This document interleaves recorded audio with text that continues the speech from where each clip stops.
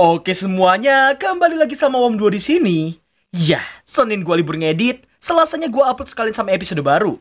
Ini semua demi mengisi kekosongan AdSense. Maksudnya, demi menghibur kalian semua. Kemarin beberapa dari kalian banyak yang nanyain kondisi gua di isekai. Gua nggak ngapa-ngapain kok di bentar. Ya, jadi pada video kali ini, kita bakalan ngelanjutin alur cerita dari anime SCP Bocil Ubanan 2.0 yang kemarin baru aja dijodohin sama putri bangsawan kaya raya. Tapi sebelum kita mulai, post dulu like dan subscribe di bawah, sekalian share sebanyak mungkin agar gue bisa rutin kembali upload kayak biasanya. Oke, langsung saja. Persiapkan mental MC Wibu Jomblis ngenes dalam diri kalian. Dan inilah dia, Okashina Tensei episode ke-8 sampai dengan ke-9.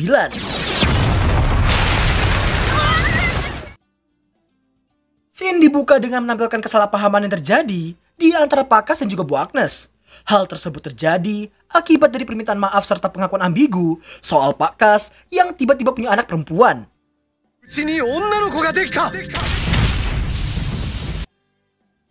Sontak Bu Agnes pun shock parah karena mengira husbunya itu telah di-NTR sama cewek lain. Pakas pun gak nyadar bahwa ucapannya tadi sangatlah ambigu karena gak cuma pengakuan barusan, bahkan Pakas turut memuji Licorice yang terlihat sangat kawaii. Tapi dikira sama Bu Agnes bahwa husbunya itu lagi muji cewek selingkuhannya.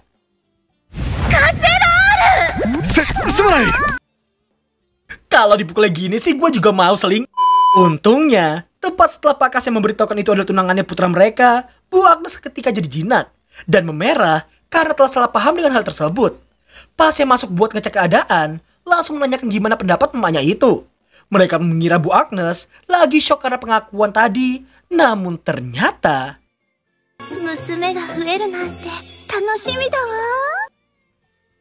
scene berpindah ke Retesvar. Terlihat Jenderal Countess Retes yang menemuinya untuk memberitahukan soal Pas yang telah memiliki tunangan. Sontak hal itu membuat nonanya terkejut karena tunangannya adalah putri keempat Magreth Fubarek.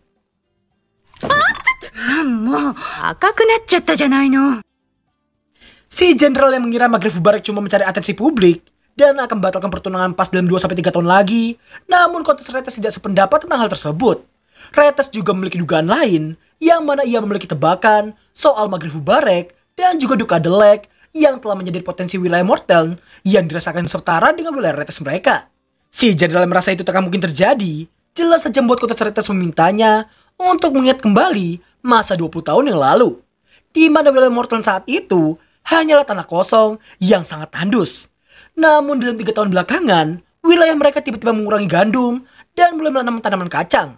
Dan hasilnya, semua kacang tadi mereka jadikan pupuk untuk meningkatkan panen gandum yang ada. Countess Retes pun menduga semua ide itu berasal dari SCP Bocil Ubanan kita yang satu ini. Si jenderal yang menolak untuk percaya dan meremehkan Pas yang dirasa cuma bocil biasa, namun Countess Retes memintanya buat mengingat kembali siapakah yang bernegosiasi dan berhasil memojokkannya perihal invasi desa Mortland sebelumnya. Semua itu 100% dilakukan oleh Pas dan bukan dilakukan oleh Pakas. Countess Retes pun mengetahui bahwa Duka Delek dan juga Magreth Fubarek telah menjadi potensi besar yang dimiliki oleh Pas. Scene beralih ke desa baru wilayah Mortel yang disebut sebagai desa Milote. Nampaklah Pas dan kedua bestinya yang lagi mengurus barang-barang Pas yang ia dapatkan dari Duka Delek dan juga Squale. Setelah dibuka, rupanya isi dari kotak-kotak itu ialah pohon kecil yang dinamakan bibit belalang hitam. Meskipun gak bisa dimakan, namun pohon-pohon itu bisa ditanam meski di tanah tandus sekalipun. Pas juga menuturkan bahwa pohon-pohon itu juga bisa menjadi sumber nektar yang bisa ia olah menjadi madu. Meski mudah untuk ditanam, namun Pas tetap khawatir soal pertumbuhan pohon itu. Lumi pun mengetahui bahwa masalahnya ada pada tanah serta air di wilayah itu. Meskipun sangat sulit, tapi Pas tetap berniat menanamnya. Dan untuk melakukannya, Pas berniat membuat waduk untuk menyimpan air di wilayah yang memiliki curah hujan sedikit seperti desa Milote itu.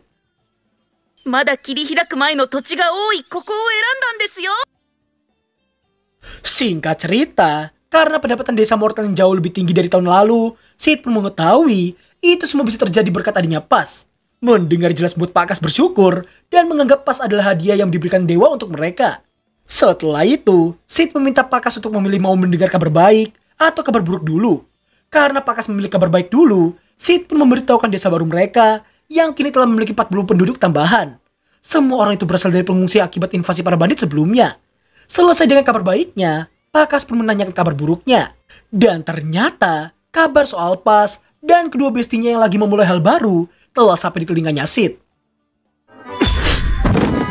Shitsu, ikuzo! Shin kembali ke Pas dan kedua bestinya. Tepat di depan mereka saat ini, nampaklah tebing besar yang terlihat sangat kokoh. Pas kemudian bersiap, seolah hendak melakukan sesuatu.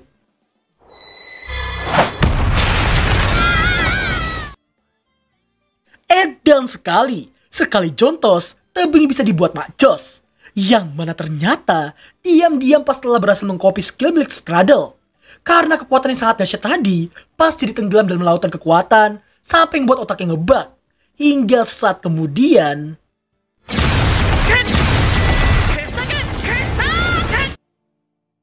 Oh, rupanya semua itu ia lakukan untuk membuat sebuah waduk. Dan niatnya, Pas pengen menanam semua pohon tadi di sekeliling waduk tadi.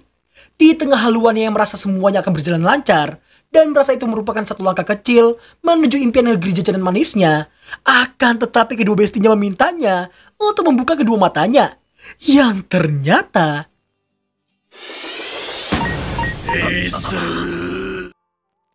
Sontak sang bapak dan Sid pun shock bukan main, mendapati Pas yang baru aja membuat sebuah lubang kotak yang sangat besar. Pas yang keringet dingin pun cuma bisa bercosplay jadi seekor Paimon.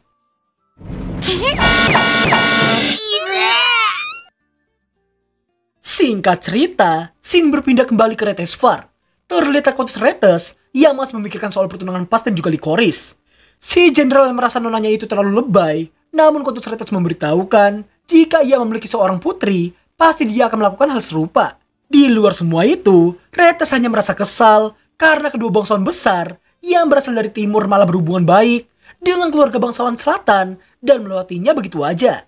Ngeliat betapa terpukulnya si Nyonya, hal itu membuat si jenderal asal ceplos agar Nyonyanya itu juga menikahi Pas. Kakak no muko ni mukaemasu ka? Meski kelihatan emosi, tapi gak disangka-sangka kontes Retes akan melakukannya jika umurnya 10 tahun lebih muda atau Pas yang seharusnya lahir 10 tahun lebih cepat dan menyamai umurnya. Sontak si jenderal pun terkejut atas pengakuan Nyonyanya barusan. Setelah cukup lama berpikir soal gimana caranya agar Pas bisa ia tarik ke wilayahnya, seketika itu pelaku kontes Retes memiliki satu ide untuk memanfaatkan apa yang disukai sama Pas.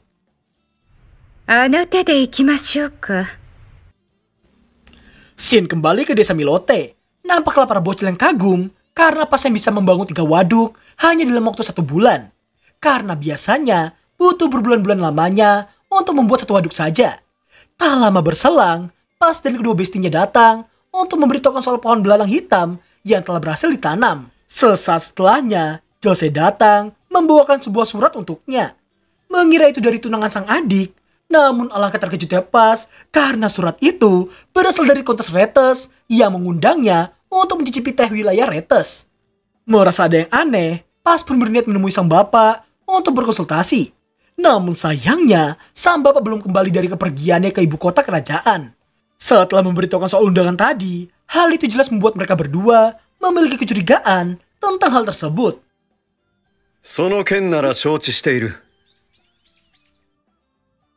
Sang bapak yang baru aja tiba berniat mengesampingkan soal undangan gak guna itu dan lebih ingin memberikan oleh-oleh yang ia bawa dari ibu kota.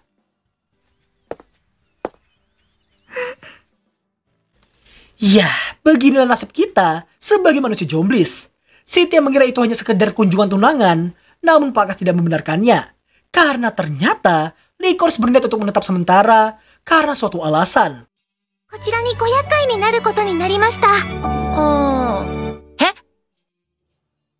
Shin berlanjut menampilkan Mark dan para bocil yang lagi ngelempar batu di pinggir sungai. Tak lama kemudian, Lumi datang dan mengabarkan soal tunangan Pas yang datang ke desa mereka. Mark yang udah tahu harus dibuat sama goblinnya dengan Lumi karena dia mendengar soal umur si tunangan yang lebih tua dari Pas.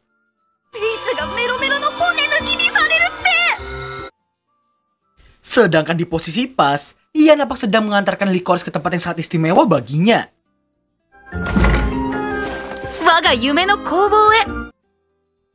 Shin beralih ke kastil Lubarek. Nampaklah Magrif Lubarek dan juga asistennya yang lagi ngebahas soal kondisi Licorice di wilayah Mortel. Yang mana ternyata alasan dari Licorice yang dikirim ke sana ialah demi mencegah Countess Retes merebut pas dari mereka. Demi melakukannya, Licorice harus ikut ke undangan pesta mencicipi teh yang ditujukan untuk pas. Karena jika datang dengan tunangan, Half Milef itu pastinya akan mudah untuk merebutnya.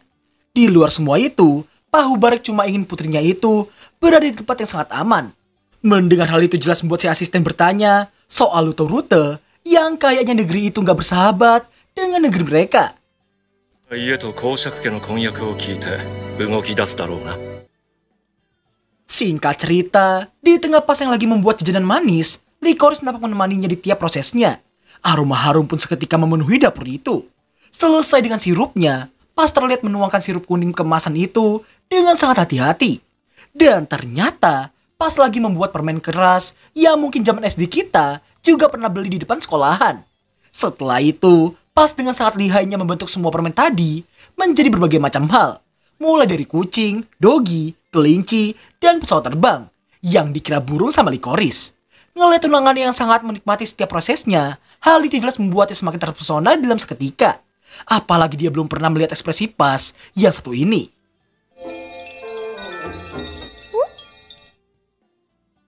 Untuk sesaat, Licorice seolah ngeliat kodam jajanan manis milik Pas. Di tengah itu semua nampaklah emak dan kakaknya Pas yang lagi ngintip dari balik celah pintu. Mereka pun gemes karena keduanya yang tidak saling bermesraan. Mereka pun mengharapkan Pas yang seharusnya bisa ngegombal. Mark dan Lumi yang ada di sana pun gak bisa melakukan apapun dengan Jose dan Bu Agnes yang terus mengintip mereka berdua. Selesai dengan permen kerasnya, Pas nampak melumuri Bonka dengan sirup permen tadi. Licorice yang diminta buat mencicipinya jelas membuatnya langsung memuji betapa enaknya permen Bonka buatannya. Setelah itu, Pas yang ternyata menyadari kehadiran para impostor dari tadi, nampak langsung buka pintu dan jelas membuat semuanya auto ketahuan dalam seketika. Gak pengen dianggap impostor, Jose dan sang ibu pun langsung ngajar pergi dari sana dengan alasan masih ada urusan yang lebih penting. Mark dan Lumi yang ditinggalkan harus menanggung semua omelan Pas. Sebagai hukumannya, Pas harus menunda jajanan manis yang tadinya untuk mereka berdua dan memutuskan buat memberikan permen Bonka itu pada Pakas dan juga Sid. Singkat waktu, dari pembahasan Pakas dan juga Sid, sepertinya yang akan mengawal Pas dan Licorice ke pesta nyicip teh Countess Retes hanyalah Nicolo dan juga Kaera. Pakas pun memperjelas bahwa undangan itu dikhususkan untuk para bangsawan muda selatan, yang bisa dibilang itu adalah tempat perjodohan cinta lokasi. Pakas dan juga Sid yang udah tua dirasa gak bakalan cocok di sana. Sid pun khawatir karena lawan mereka kali ini adalah Half Onesan yang bentar lagi bakal jadi Milef seutuhnya. Sid yang takut jika Pas akan jadi korban sotakon alias dipedoin, namun Pakas menenangkannya karena dia percaya pada putranya itu. Terlepas dari Pas, mereka lebih khawatir pada Licorice yang baru pertama kali ikut event tempat sosial kayak gitu. 頼んだぞ。ペイス。 Singkat cerita, mulai dari scene ini kita bakal melihat betapa tidak pekanya Pas dan betapa gak sukanya gua sama MC anime ini. Penasaran? Yuk lanjut. Sesampai di Retesvar, rombongan Pas nampak dihampiri oleh si Jenderal yang langsung menyapa mereka semua. Bedanya kali ini, si Jenderal berkata jujur bahwa dirinya harus lebih waspada jika berhadapan dengan Pas. Gak pengen ada masalah, Pas pun mengikuti alur yang ada dan ikutan berkata jujur juga. では、もう少し猫をかぶることとしましょう。 Ada udang di balik pansu. Pas rupanya pengen mengambil kesempatan untuk bisa menjual produk wilayah Mortelnya. Usai ngenalin Licorice sebagai tunangannya, si Jenderal yang ternyata punya nama Cotton Angles ini langsung ngenalin Pas dan Licorice ke hadapan tamu-tamu lainnya. Merasa itu kesempatan emas baginya, Pas pun langsung memanfaatkannya dengan membagikan permen gulalinya kepada tamu undangan. Meski awalnya ragu, tapi keraguan mereka langsung hilang dalam seketika usai mencicipinya. に幸せが染み込んでくるようです。まるで甘味の洪水。 Merasa udah memenangkan lidah mereka, Pas pun berniat untuk memberikan permen gulali itu pada mereka semua sebagai oleh-oleh. Akan tetapi dia memberi syarat untuk tidak mengenai pajak untuk semua produk gula serta Pak Lix yang menjualnya. 面白そうなお話ね。 Nah, dari titik ini gue minta kalian yang gak kuat sama sifat pelin-pelan Pas, yang gak peka dan cuma mikirin bisnis buat impiannya, mending kalian semua stop sampai sini aja dan nunggu episode berikutnya. Bagi yang kuat, yuk lanjut. Ngelihat betapa kuatnya ekspresi wajah Constratus, seketika itu Licorice pun jadi gak pede dalam seketika. Parahnya di sini, pasien diajak buat ikut dengannya untuk membahas obrolan tadi dan melarang Licorice buat ikut dengan mereka, bukannya menolaknya, pas malah meminta tunangannya itu untuk menunggu di sana.